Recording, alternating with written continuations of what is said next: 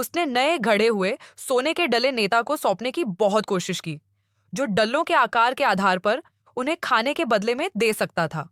हालांकि जैसे ही उसे स्वादिष्ट भुने हुए मेमने का टुकड़ा मिला, उसके पीछे खड़े गुंडे ने उस पर हमला कर दिया। इससे पहले कि वह कुछ कर पाता, उसके सिर पर जोरदार वार हुआ और जो खाना उसे मिला था वह गुंडे ने छीन लिया। पिछले सबक के साथ एक और गुलाम ने गुंडे की नींद का फायदा उठाया और चुपके से पहरेदारों को बुलाकर टूटे हुए सोने के एक टुकड़े के बदले मेमने का सूप मंगवाया। हालांकि जैसे ही वह खुशी खुशी अपनी चाय का आनंद ले रहा था, गुंडा प्रकट हुआ और पीछे से उस पर हमला कर दिया। ऐसा रोज होता था, इसलिए पहरेदारों को इसकी आदत हो गई थी। उन्होंने शांति से भट्टी का दरवाजा खोला और फिर आखिरकार एक गुलाम इसे और बर्दाश्त नहीं कर सका और पागलों की तरह बाहर भागा और वहीं पर उस पर हमला कर दिया गया। सबका भ्रम टूट गया। उन्हें साफ एहसास हुआ कि इस भूतिया जगह से सिर्फ मरे हुए ही निकल सकते हैं। सिर्फ कियांग, जो एक मजदूर था, अपनी किस्मत बदलना चाहता था। उसने खदान के प्रभारी गुंडे को नए ढाले हुए सोने के डले दिए, लेकिन पहले खदान को भरने का फैसला किया। फिर उसने मेमने की एक बड़ी टांग के बदले में जगह ढूंढी, लेकिन जैसे ही वह दावत खा रहा था, कियांग ने पहरेदारों को गुंडे पर हमला करते देखा। किसानों के एक समूह ने गुंडे को जमीन पर गिरा दिया और फिर मेमने की टांग से उसके मुंह में ठूंस दिया। भाई कियांग ने जोर लगाना जारी रखा और गुंडा मारा गया। तियान के जाने के बाद ही पहरेदारों को जमीन पर पड़ा शव मिला।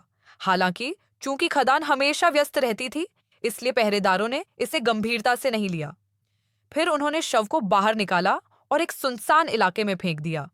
हालांकि देर रात शव अचानक हिलने लगा। पता चला कि भाई कियांग ने ही अपना चेहरा खाल से ढक लिया था, लेकिन वह वहां से नहीं गया। इसके बजाय वह अपने साथियों को बचाने के लिए खदान में लौटने की तैयारी कर रहा था। उसने बाघ के सिर से द्वार पर खड़े पहरेदार को मार डाला, फिर चाबी लेकर भट्टी का दरवाजा खोला और अंदर मौजूद सभी गुलामों को आजाद कर दिया। हालांकि खतरा अभी टला नहीं था। पहरेदारों के आने के डर से उन्होंने एक पल भी देर नहीं की। समूह अपने सामने ऊंचे पहाड़ों पर चढ़ गया और आखिरकार एक बसे हुए कबीले के पास पहुंचा। वहां उन्हें एक छत और कुछ खाना मिला। वे दावत खाने ही वाले थे कि अचानक एक शिकारी प्रकट हुआ। भाई कियांग ने बाघ का सिर ले लिया, लेकिन शिकारी ने उन्हें परेशान नहीं किया। उसकी जगह वह एक जंगली हंस ले आया। समूह ने जल्दी से हंस खत्म कर दिया और खाते हुए अपने अनुभव सुनाए। शिकारी चुपचाप सुनता रहा, उनके पेट भरने का इंतजार करता रहा। फिर उसने उदारतापूर्वक उन्हें हजारों मील चलने वाले घोड़े उपहार में दिए। इसके बाद समूह जल्दी से घर लौट आया। हालांकि जब भाई खियांग आखिरकार पहुंचा, तो उसे पता चला कि उसके पिता की हत्या कर दी गई है और उसकी प्रेमिका ने किसी और से शादी कर ली है। भाई खियांग को अचानक ऐसा लगा जैसे आसमान टूट पड़ा हो। पता चला कि सिर्फ 6 महीने पहले वह अभी भी मुखिया का अधीनस्थ था और मुखिया की बेटी शाओमेई के साथ उसका प्रेम प्रसंग चल रहा था। जब दुकान के मैनेजर डिंग को यह बात पता चली, तो उसने उसे अपनी बेटी के लायक नहीं समझा। इसलिए उसने भाई कियांग को पकड़वाकर खदानों में गुलामी में बेच दिया। सौभाग्य से भाई कियांग भागने में कामयाब रहा। बाद में उसे शाओमेई मिली और उसने उसे सच्चाई बताई, जो फूट फूट कर रोने लगी। उसे उम्मीद थी कि भाई कियांग उसे ले जाएगा, लेकिन उसकी मौजूदा ताकत उस लड़की के सामने कुछ भी नहीं थी जिसे मुखिया प्यार करता था। तब भाई कियांग ने एक साहसिक निर्णय लिया। अपनी प्यारी बेटी को बचाने के लिए भाई कियांग ने अपनी ताकत बढ़ाने का फैसला किया। उसने अपने साथ भागे 4 अन्य लोगों को ढूंढा और उनसे मदद की गुहार लगाई। ये सभी लोग मुखिया के अत्याचारों से पीड़ित थे और उन 5 में तुरंत दोस्ती हो गई। तब से वे चरागाहों में स्वतंत्र एजेंट बन गए। रईसों के घोड़े लूटते, उन्हें बेचते और उससे मिलने वाली कमाई स्थानीय गरीबों में बांटते। कियांग की प्रसिद्धि तेजी से बढ़ी, लेकिन उसके कार्यों से शाही दरबार नाराज हो गया, जिसने ज्याओमी के पति को पकड़ने के लिए एक सेनापति को भेजा।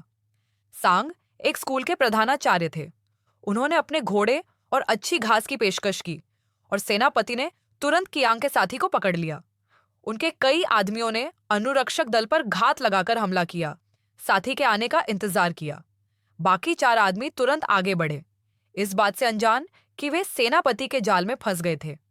पता चला कि सैनिकों का एक समूह, जिनमें से प्रत्येक ने एक एक बंदूक ली थी, गोल्फ कार्ट में छिपा हुआ था, इस इंतजार में कि कियांग को कुछ गड़बड़ लगे, लेकिन तब तक बहुत देर हो चुकी थी। दो साथी मौके पर ही मारे गए। सौभाग्य से खियांग और घायल साथी बच निकले। हालांकि इस बार खियांग पकड़े नहीं गए, लेकिन अभियान में उनकी सराहनीय सेवा के लिए सांग को टी के पिता के पद पर पदोन्नत किया गया। उनके पिता अब मुख्यमंत्री थे। सांग जानता था कि उसकी पत्नी श्याओमेई हमेशा से कियांग से प्यार करती थी, इसलिए उसने पदभार ग्रहण करने के पहले ही दिन सेना भेज दी। उसने उसे कुछ देर तक प्रताड़ित किया और फिर बेरहमी से उसकी हत्या कर दी। उसी रात कियांग ने सांग के शिविर पर हमला किया, आग का फायदा उठाया और अफरा तफरी में भाग गया। शियाओ मेई पर सांग क्रोधित हो गया और उसने अपने आदमियों को उसका पीछा करने का आदेश दिया। एक लंबी रात भर की यात्रा के बाद वे आखिरकार कियांग तक पहुंच गए। दुर्भाग्य से शियाओ मेई के सीने में एक बंदूक की गोली लगी और वह कियांग की बाहों में मर गया। सैनिकों को पहले ही मरते देख कियांग अपने धो को निगल गया और भागता रहा, लेकिन कोई रास्ता न होने के कारण अंततः एक सैनिक ने उसे गोली मार दी। नाव पर दोनों एक ही नियति के थे, यह सोचकर कि सब कुछ खत्म हो गया है।